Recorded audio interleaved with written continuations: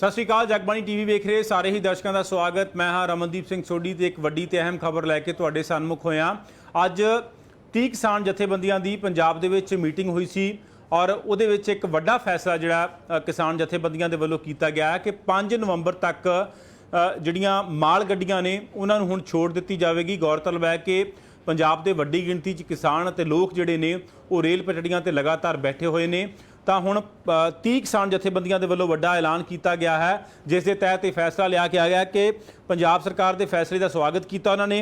मुसाफिर गड्डियां ते रोक जारी रहेगी।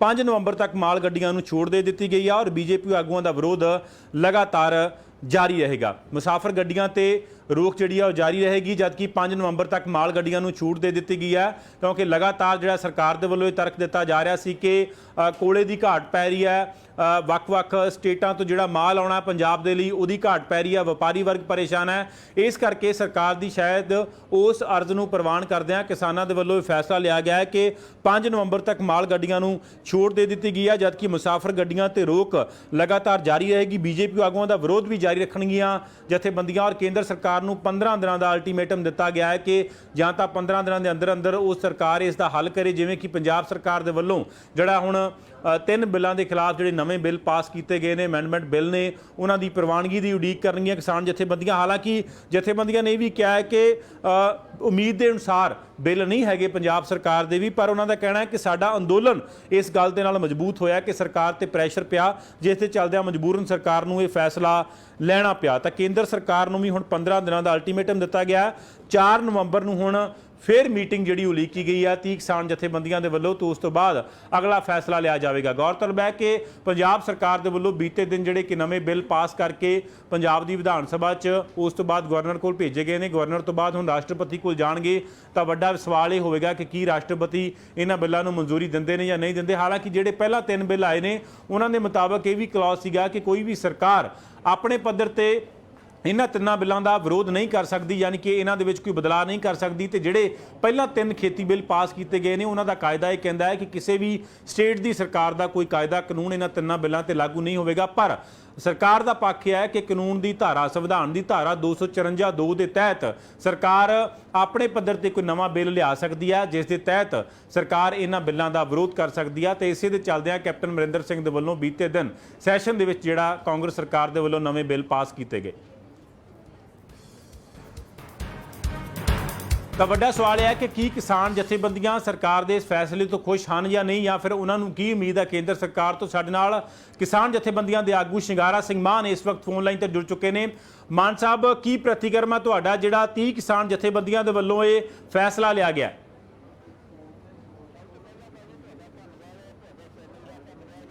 मान साहब, तुसीं मेरी आवाज़ सुन पा रहे हो?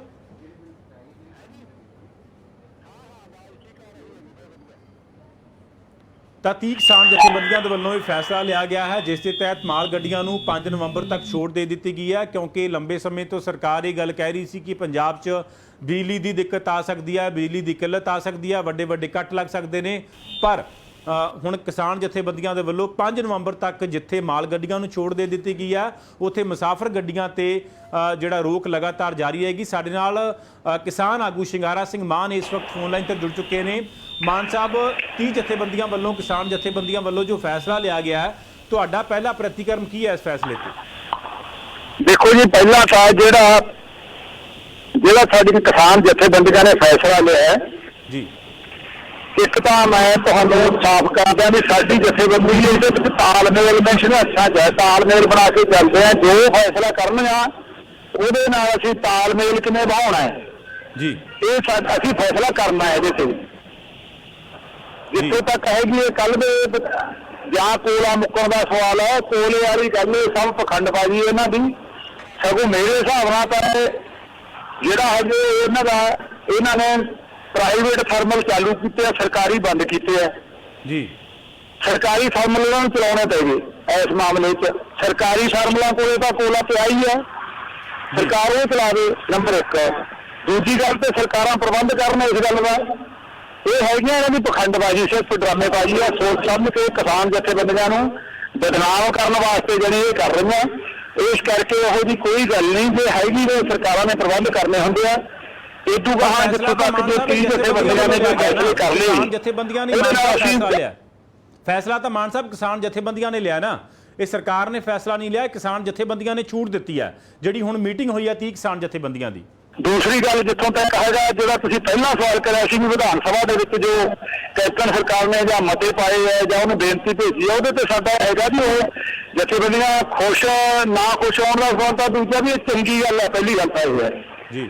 ਦੂਜੀ ਗੱਲ ਮੇਰੀ ਇਹ ਹੈਗੀ ਆ ਵੀ ਅਸਲ ਵਿੱਚ ਕਿਸਾਨ ਜਥੇਬੰਦੀਆਂ ਦੇ ਦਬਾਅ ਸਦਕਾ ਇਹ ਕਰਨਾ ਪਿਆ ਪੰਜਾਬ ਸਰਕਾਰ ਨੂੰ। ਇਹ ਕੈਪਟਨ ਸਾਹਿਬ ਤਾਂ ਪਹਿਲਾਂ ਖਟਕਲ ਕਲਾਂ ਦਾ ਤੁਸੀਂ ਬਿਆਨ ਹੈਗਾ ਪੜਿਆ ਵੀ ਸੈਸ਼ਨ ਦੀ ਲੋੜ ਹੀ ਕੋਈ ਨਹੀਂ ਜੀ।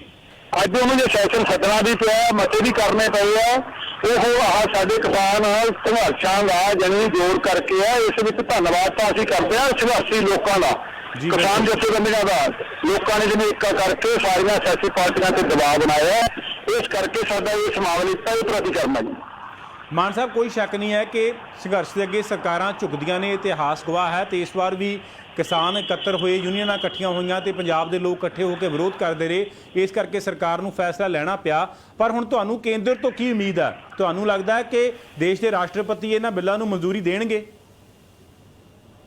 ਦੇਖੋ ਜੀ, ਇਹਨਾਂ ਬਿੱਲਾਂ ਨੂੰ ਮਨਜ਼ੂਰੀ ਵੀ ਰਹੇ ਆ ਕੇਂਦਰ, ਜਿਹੜੇ ਆ ਪੰਜਾਬ ਸਰਕਾਰ ਨੇ ਕੀਤੇ ਆ, ਫਿਰ ਵੀ ਭੰਬਲ ਭੂਸੇ ਪੈਣ ਵਾਲੀ ਗੱਲ ਆ। ਇਹਦੇ ਚੋਂ ਜਿਹੜਾ ਅਸਲ ਗੱਲ ਆ ਉਹ ਤਾਂ ਉਨੀ ਖੜੀ ਹੈ, ਜਿੰਨਾ ਚਿਰ ਖੇਤੀ ਆਰਡੀਨੈਂਸ ਜਿਹੜੇ ਹੁਣ ਕਾਨੂੰਨ ਬਣ ਗਏ, ਜਿੰਨਾ ਚਿਰ ਇਹ ਪੂਰੀ ਤਰ੍ਹਾਂ ਰੱਦ ਨਹੀਂ ਹੁੰਦੇ ਉਹਨਾਂ ਚਿਰ ਸਾਡੀ ਤਸੱਲੀ ਨਹੀਂ। ਤੇ ਸਾਨੂੰ ਇਹ ਵੀ ਕੇਂਦਰ ਦੇ ਫੌਰੀ ਵੀ ਕੇਂਦਰ ਆਏ ਝੁਕ ਜੂਗਾ। ਮੋਦੀ ਖਾਸ ਕਰਕੇ ਮੋਦੀ ਦਾ ਜਿਹੋ ਜਿਹਾ ਪਹਿਲਾ ਰਵੱਈਆ ਬਣਿਆ ਹੋਇਆ ਹੈ, ਸੰਘਰਸ਼ ਨੂੰ ਹੋਰ ਲੰਮਾ ਚੱਲਾਂਗੇ, ਜਿਹੜਾ ਇਰਾਦਿਆਂ ਨਾਲ ਲੰਮਾ ਚੱਲਾਂਗੇ, ਲੰਮਾ ਚੱਲੂਗਾ। ਵੱਡੀ ਇਹਦੇ ਤੇ ਲਾਮਤੀ ਹੋ ਗਈ ਆ, ਥੱਲੇ ਸਾਨੂੰ ਵੱਡੇ ਹੰਗਾਰੇ ਮਿਲ ਰਹੇ ਆ।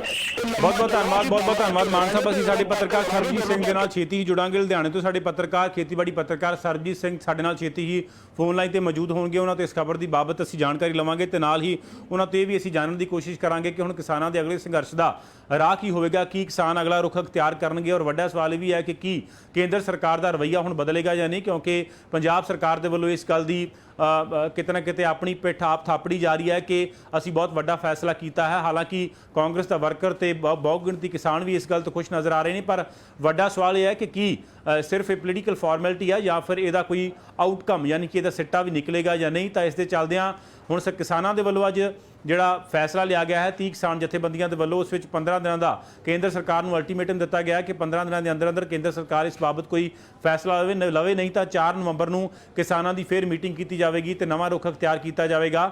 30 ਕਿਸਾਨ ਜਥੇਬੰਦੀਆਂ ਦੇ ਵੱਲੋਂ ਅੱਜ ਵੱਡਾ ਐਲਾਨ ਕੀਤਾ ਗਿਆ, ਜਿਸ ਦੇ ਚੱਲਦਿਆਂ ਪੰਜਾਬ ਸਰਕਾਰ ਦੇ ਫੈਸਲੇ ਦਾ ਜਿੱਥੇ ਸਵਾਗਤ ਕੀਤਾ ਗਿਆ, ਉੱਥੇ ਉਹਨਾਂ ਨੇ ਜਿਹੜੀਆਂ ਮੁਸਾਫਰ ਰੇਲਾਂ ਨੇ ਉਹਨਾਂ ਨੂੰ ਬੰਦ ਰੱਖਣ ਦਾ ਫੈਸਲਾ ਕੀਤਾ, ਜਦਕਿ ਜਿਹੜੀਆਂ ਮਾਲ ਗੱਡੀਆਂ ਹੈਗੀਆਂ ਨੇ ਉਹਨਾਂ ਨੂੰ ਆਉਣ ਦੇ ਲਈ ਹੁਣ ਛੋਟ ਦੇ ਦਿੱਤੀ ਗਈ ਹੈ। ਸਾਡੇ ਪੱਤਰਕਾਰ ਸਰਬਜੀਤ ਸਿੰਘ ਇਸ ਵਕਤ ਫੋਨ ਲਾਈਨ ਤੇ ਸਾਡੇ ਨਾਲ ਲੁਧਿਆਣਾ ਤੋਂ ਜੁੜ ਚੁੱਕੇ ਨੇ। ਸਰਬਜੀਤ, 30 ਕਿਸਾਨ ਜਥੇਬੰਦੀਆਂ ਨੇ ਅੱਜ ਬੈਠ ਕੇ ਫੈਸਲਾ ਕੀਤਾ ਜਿਹਦੇ ਵਿੱਚ ਐਲਾਨ ਕੀਤਾ ਜਾਂਦਾ ਹੈ ਕਿ ਮਾਲ ਗੱਡੀਆਂ ਨੂੰ ਛੂਟ ਦੇ ਦਿੱਤੀ ਜਾਵੇ, ਜਦਕਿ ਮੁਸਾਫਰ ਗੱਡੀਆਂ ਨੂੰ ਰੋਕਿਆ ਜਾਵੇਗਾ। 5 ਨਵੰਬਰ ਤੱਕ ਮਾਲ ਗੱਡੀਆਂ ਨੂੰ ਛੂਟ ਦੇ ਦਿੱਤੀ ਗਈ ਹੈ। ਤੁਸੀਂ ਖੇਤੀਬਾੜੀ ਨੂੰ ਕਵਰ ਕਰਦੇ ਹੋ, ਤੁਹਾਨੂੰ ਲੱਗਦਾ ਹੈ ਕਿ ਇਸ ਤਰ੍ਹਾਂ ਦਾ ਵੈਕਿਊਮ ਸੀ, ਕਿਸਾਨਾਂ ਦੀ ਇਸ ਛੋਟ ਦੇਣ ਦੇ ਨਾਲ ਸੰਘਰਸ਼ ਤੇ ਕੀ ਅਸਰ ਪਵੇਗਾ? ਰਮਨਦੀਪ ਜੀ, ਬਿਲਕੁਲ। ਜਿਹੜੀ ਕਿ ਕੱਲ ਆਪਣੇ ਮੁੱਖ ਮੰਤਰੀ ਸਾਹਿਬ ਨੇ ਵੀ ਕਿਹਾ ਸੀ ਕਿ ਕਿਸਾਨਾਂ ਨੂੰ ਕਿ ਉਹ ਜੋ ਰੇਲ ਧਰਨਾ ਗਾ ਉਹ ਉਠਾ ਦੇਣ, ਕਿਉਂਕਿ ਉਸ ਨਾਲ ਮਾਲ ਜਿਹੜਾ ਹੈਗਾ ਕੋਲਾ ਵੀ ਜਾਂ ਹੋਰ ਵੀ ਕਈ ਚੀਜ਼ਾਂ ਜਿਹੜੀਆਂ ਸੀ ਉਹ ਪੰਜਾਬ ਨਹੀਂ ਪਹੁੰਚਦੀਆਂ ਸੀ। ਤਾਂ ਕਿਸਾਨਾਂ ਨੇ ਜਿਹੜਾ ਕੱਲ ਦਾ ਵਿਧਾਨ ਸਭਾ ਦੇ ਵਿੱਚ ਬਿੱਲ ਪੇਸ਼ ਕੀਤੇ ਹੈ, ਉਸ ਤੋਂ ਬਾਅਦ ਜਿਹੜੀ ਮੁੱਖ ਮੰਤਰੀ ਦੀ ਅਪੀਲ ਆ ਉਹ ਵੀ ਮੰਨੀ ਹੈ। ਉਹਨਾਂ ਨੇ ਕਿਹਾ ਕਿ ਤਿਉਹਾਰਾਂ ਦਾ ਸੀਜ਼ਨ ਹੈ ਤੇ ਇਸ ਕਰਕੇ ਪੰਜਾਬ ਦੇ ਵਿੱਚ ਜਿਹੜੀਆਂ ਵੀ ਚੀਜ਼ਾਂ ਬਾਹਰੋਂ ਮਾਲ ਗੱਡੀਆਂ ਲੈ ਕੇ ਆਉਂਦੀਆਂ, ਉਸ ਲਈ ਮਾਲ ਗੱਡੀਆਂ ਕੱਲਾ ਛੋਟ ਦਿੱਤੀ ਹੈ, ਬਾਕੀ ਮੁਸਾਫਰ ਜਿਹੜੀਆਂ ਗੱਡੀਆਂ ਉਹ ਨਹੀਂ ਚੱਲਣਗੀਆਂ। 5 ਨਵੰਬਰ ਤੱਕ ਇਹ ਚਾਲੂ ਰਹੂਗਾ, ਉਸ ਤੋਂ ਬਾਅਦ ਅਗਲਾ ਫੈਸਲਾ ਲਿਆ ਜਾਊਗਾ। ਜੀ ਸਰਬਜੀਤ, ਤੁਹਾਨੂੰ ਹੁਣ ਭਵਿੱਖ ਕੀ ਨਜ਼ਰ ਆਉਂਦਾ? ਕੀ ਲੱਗਦਾ ਤੁਹਾਨੂੰ ਕੇਂਦਰ ਸਰਕਾਰ ਦਾ ਰਵੱਈਆ ਬਦਲੇਗਾ? ਪੰਜਾਬ ਸਰਕਾਰ ਦੇ ਵੱਲੋਂ ਜੋ ਕੀਤਾ ਗਿਆ, ਇੱਕ ਤਬਕਾ ਇਹਨੂੰ ਸੈਲੀਬ੍ਰੇਟ ਕਰ ਰਿਹਾ ਤੇ ਦੂਸਰਾ ਤਬਕਾ ਇਹਨੂੰ ਕ੍ਰਿਟੀਸਾਈਜ਼ ਵੀ ਕਰ ਰਿਹਾ। ਦੂਸਰੇ ਤਬਕੇ ਦਾ ਇਹ ਤਰਕ ਆ, ਉਹ ਕਹਿੰਦੇ ਕਿ political formality captain Amarinder Singh ਵੱਲੋਂ ਪੂਰੀ ਕੀਤੀ ਗਈ ਹੈ, ਜਦਕਿ ਜਿਹੜੇ ਰਾਸ਼ਟਰਪਤੀ 3 ਵਿਖੇਤੀ ਬਿੱਲਾਂ ਨੂੰ ਪਾਸ ਕਰਦੇ ਆ ਉਹ ਇਹ ਅਮੈਂਡਮੈਂਟ ਨੂੰ ਕਿਸ ਤਰ੍ਹਾਂ ਪਾਸ ਕਰਨਗੇ? ਤੁਹਾਨੂੰ ਕੋਈ ਪੋਸੀਬਿਲਿਟੀ ਨਜ਼ਰ ਆਉਂਦੀ ਹੈ? ਬਿਲਕੁਲ ਰਾਸ਼ਟਰਪਤੀ ਸਾਹਿਬ ਨੇ ਜਦੋਂ ਉਹ ਬਿੱਲ ਪਾਸ ਕੀਤੇ ਆ, ਉਹ ਕਾਨੂੰਨ ਬਣਾਏ ਆ, ਤਾਂ ਇਹਨਾਂ ਬਿੱਲਾਂ ਨੂੰ ਅਮੈਂਡਮੈਂਟ ਕਰਨਾ ਇਹਨਾਂ ਦੇ ਵਿੱਚ ਬਹੁਤ ਔਖੀ ਗੱਲ ਹੈ। ਪਰ ਇੱਕ ਵਾਰ ਜਦੋਂ ਸੂਬਾ ਸਰਕਾਰ ਨੇ ਸੋਚਿਆ, ਪਹਿਲ ਕਦਮੀ ਕੀਤੀ ਹੈ, ਤੇ ਇਹ ਵੀ ਬਹੁਤ ਵੱਡੀ ਗੱਲ ਹੈ, ਕਿਸੇ ਹੋਰ ਸੂਬਾ ਸਰਕਾਰ ਨੇ ਨਹੀਂ ਕੀਤੀ। ਨਾਲ ਦੀ ਨਾਲ ਆਪਾਂ ਗੱਲ ਕਰੀਏ ਇਹਦੇ ਵਿੱਚ ਜਿਹੜੀ ਅਮੈਂਡਮੈਂਟ ਹੈ, ਜੇਕਰ ਐਮਐਸਪੀ ਦੀ ਗੱਲ ਕਰੀਏ ਤਾਂ ਐਮਐਸਪੀ ਸਿਰਫ ਕਣਕ ਤੇ ਝੋਨੇ ਦੀ ਹੀ ਗੱਲ ਕੀਤੀ ਹੈ, ਬਾਕੀ 21 ਫਸਲਾਂ ਬਾਰੇ ਨਹੀਂ ਗੱਲ ਕੀਤੀ। ਜਿੱਥੇ 2 ਫਸਲਾਂ ਦੀ ਗੱਲ ਕਰ ਰਹੇ ਸੀ ਤੇ ਉੱਥੇ ਨਾਲ ਦੀ ਨਾਲ ਬਾਕੀ ਫਸਲਾਂ ਦੀ ਵੀ ਗੱਲ ਕਰਦੇ ਤਾਂ ਬਿੱਲ ਹੋਰ ਕਾਨੂੰਨ ਹੋਰ ਮਜ਼ਬੂਤ ਹੁੰਦਾ, ਜਿਹੜਾ ਪੰਜਾਬ ਵਿਧਾਨ ਸਭਾ ਬਣਾਉਣ ਜਾ ਰਹੀ ਹੈ। ਪਰ ਉਸ ਤੋਂ ਅੱਗੇ ਦੇਖੀਏ, ਹਜੇ ਗਵਰਨਰ ਨੇ ਜਿਹੜੀ ਗੱਲ ਕਰਨੀ ਹੈ ਜਾਂ ਰਾਸ਼ਟਰਪਤੀ ਗੱਲ ਕਰੂਗਾ।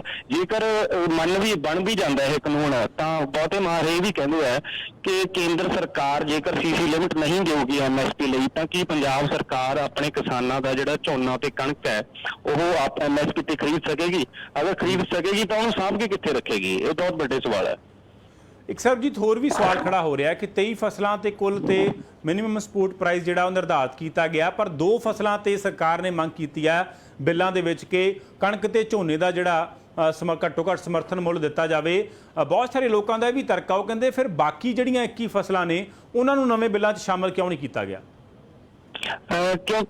ਕਿਉਂਕਿ ਜਿਹੜੀ ਸਰਕਾਰੀ ਖਰੀਦ ਹੈ ਇਹ ਬਿਲਕੁਲ 2 ਫਸਲਾਂ ਦੀ ਹੀ ਹੁੰਦੀ ਹੈ। ਹਾਲਾਂਕਿ ਐਮਐਸਪੀ 23 ਫਸਲਾਂ ਦੀ ਦਿੱਤੀ ਜਾਂਦੀ ਹੈ, ਪਰ ਸਰਕਾਰੀ ਖਰੀਦ ਜਿਹੜੀ ਹੈ ਉਹ 2 ਫਸਲਾਂ ਦੀ ਹੋਣ ਕਰਕੇ ਐਮਐਸਪੀ ਕਿਸਾਨਾਂ ਨੂੰ ਮਿਲਦੀ ਹੈ। ਬਾਕੀਆਂ ਦੀ ਸਰਕਾਰੀ ਖਰੀਦ ਨਾ ਹੋਣ ਕਰਕੇ ਜਿਹੜੇ ਪ੍ਰਾਈਵੇਟ ਵਪਾਰੀ ਆ ਉਹ ਆਪਣੇ ਹਿਸਾਬ ਨਾਲ ਜਿੰਨੀ ਕੁ ਉਹਨਾਂ ਨੂੰ ਅੰਤਰਰਾਸ਼ਟਰੀ ਜਾਂ ਰਾਸ਼ਟਰੀ ਮੰਡੀ ਦੇ ਵਿੱਚ ਮੁਨਾਫਾ ਹੁੰਦਾ ਹੈ ਉਸ ਹਿਸਾਬ ਨਾਲ ਖਰੀਦਦੀ ਹੈ। ਪਰ ਜੇਕਰ ਪੰਜਾਬ ਸਰਕਾਰ ਵਿਧਾਨ ਸਭਾ ਦੇ ਵਿੱਚ ਇਹ ਕਣਕ ਤੇ ਝੋਨੇ ਦੀ ਜਗ੍ਹਾ ਤੇ ਇਹਦੀਆਂ 23 ਫਸਲਾਂ ਨੂੰ ਇਨਕਲੂਡ ਕਰਦੀ ਹੈ, ਐਡ ਕਰਦੀ ਹੈ, ਤਾਂ ਕਿਸਾਨਾਂ ਦੀ ਸਭ ਤੋਂ ਵੱਡੀ ਜਿੱਤ ਹੋਣੀ ਸੀ।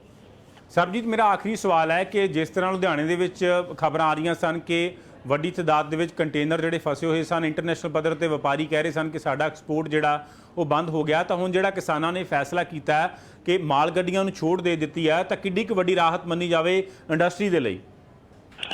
ਇੰਡਸਟਰੀ ਦੇ ਬਹੁਤ ਸਾਰੇ ਜਿਹੜੇ ਹੈਗੇ ਆਨਰ ਉਹ ਅੱਜ ਵੀ ਚੰਡੀਗੜ੍ਹ ਜਿਹੜੇ ਕਿਸਾਨ ਭਵਨ ਦੇ ਵਿੱਚ ਸੀ।